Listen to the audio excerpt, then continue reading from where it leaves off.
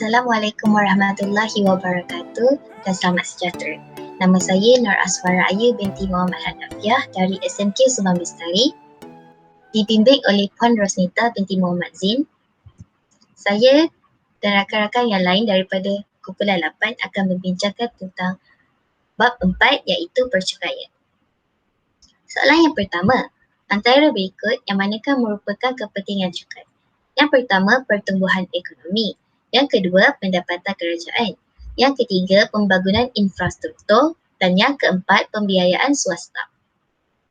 Untuk menjawab soalan ini, kita perlulah mengenal pasti kepentingan percukaian. Yang pertama, cukai adalah sebagai sumber pendapatan kerajaan untuk mentadbir urus negara, membiayai projek pembangunan negara dan mengagih semula ketidakseimbangan pendapatan dalam masyarakat. Yang kedua, cukai sebagai alat pelaksanaan polisi kerajaan untuk mendapatkan kesan yang lebih efektif. Contohnya, pelepasan cukai untuk rawatan perubatan ibu bapa mewujudkan masyarakat penyayang. Yang kedua, cukai keuntungan tanah dikenakan untuk mengurangkan pelaburan tanah yang terkelalui.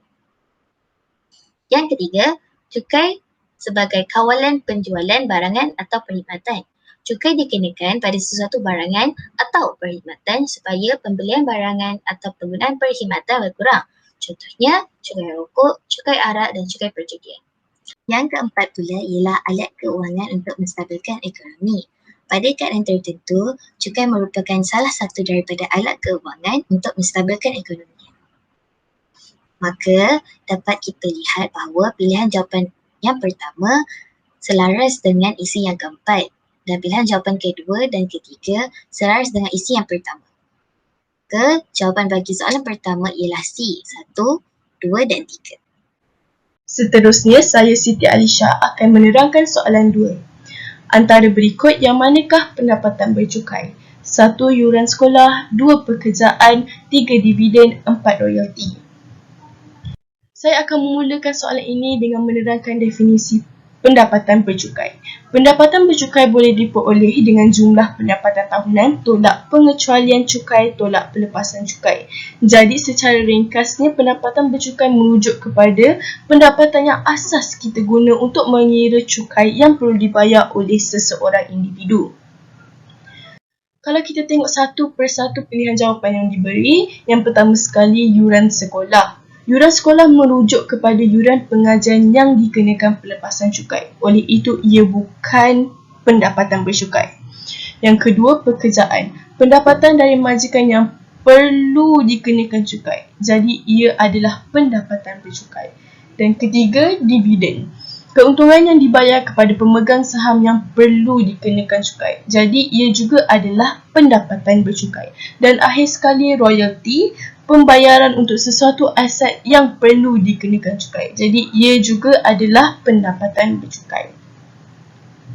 Jadi, kalau kita tengok daripada pilihan jawapan, yang paling tepat sekali adalah D.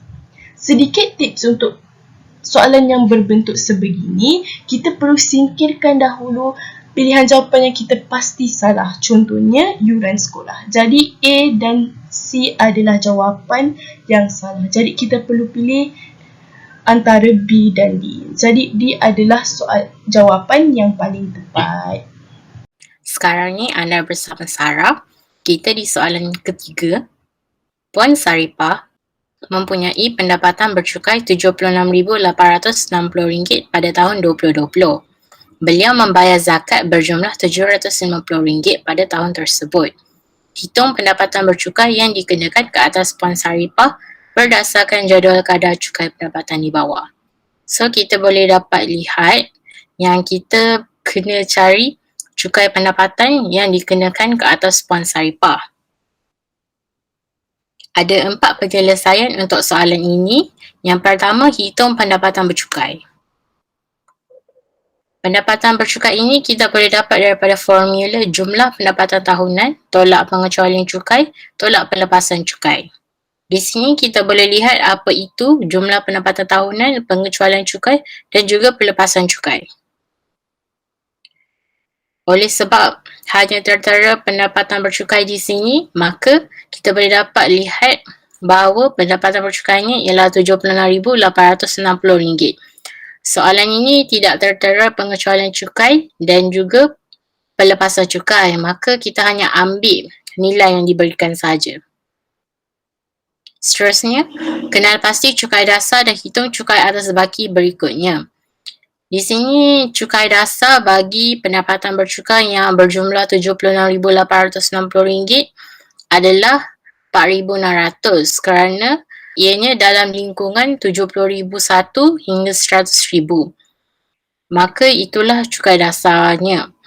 Bagi cukai atas baki berikutnya, kita hendaklah menolak pendapatan bercukai tolak dengan RM70,000 kerana cukai dasar itu adalah nilai bagi RM70,000 pertama. Kemudian kita darab dengan kadar untuk pendapatan bercukai iaitu 21%. And then kita akan dapat RM1,440.60. Seterusnya, tolak rebate cukai. Terdapat dua jenis rebate cukai yang kita kena tahu iaitu jumlah bayaran zakat atau fitrah. Kemudian apabila pendapatan bercukai tidak melebihi RM35,000, kita akan diberikan rebate cukai RM400. Di sini kita boleh lihat Puan Saripah mempunyai rebate cukai yang berjumlah RM750. Seterusnya, hitung cukai pendapatan yang perlu dibayar. Cukai pendapatan ini kita boleh dapat daripada formula cukai dasar tambah cukai atas baki berikutnya tolak rebate cukai. Kemudian kita tambahkan RM4,600 tambah RM1,440.60 tolak RM750, kita akan dapat RM5,290.60. Maka jawapannya ialah C, iaitu RM5,290.60. Saya pula Zurin akan membincangkan bagaimanakah caranya untuk mengira cukai pintu. Berikut ialah contoh soalan. Crystal mempunyai sebuah pangsapuri servis di Ipoh. Nilai sewa bulanan untuk pangsapuri servisnya ialah RM1,800. Berapakah jumlah cukai taksiran yang harus dibayar untuk pangsapuri servis itu dengan kadar cukai pintu sebanyak 7%? Bagaimanakah caranya untuk mengira cukai pintu? Pengiraan cukai pintu dapat diselesaikan dengan menggunakan dua rumus tersebut. Rumus pertama melibatkan nilai tahunan. Nilai tahunan atau taksiran tahunan merupakan anggaran kasar sewa tahunan yang munasabah dan dijangka akan diperoleh dalam setahun daripada pegangan tertentu jika disewakan. Nilai tahunan bersamaan dengan anggaran sewa bulanan yang didarabkan dengan 12 bulan. Rumus yang kedua pula melibatkan jumlah cukai pintu. Jumlah cukai pintu merupakan kadar cukai pintu yang didarabkan dengan nilai tahunan. Maka, untuk menyelesaikan soalan ini, kita perlulah mengeluarkan segala info yang diberikan. RM1,800 merupakan anggaran sewa bulanan, manakala 7% pula ialah kadar cukai pintu. Kadar cukai pintu ditetapkan oleh pihak berkuasa tempatan berdasarkan lokasi dan jenis hartanah.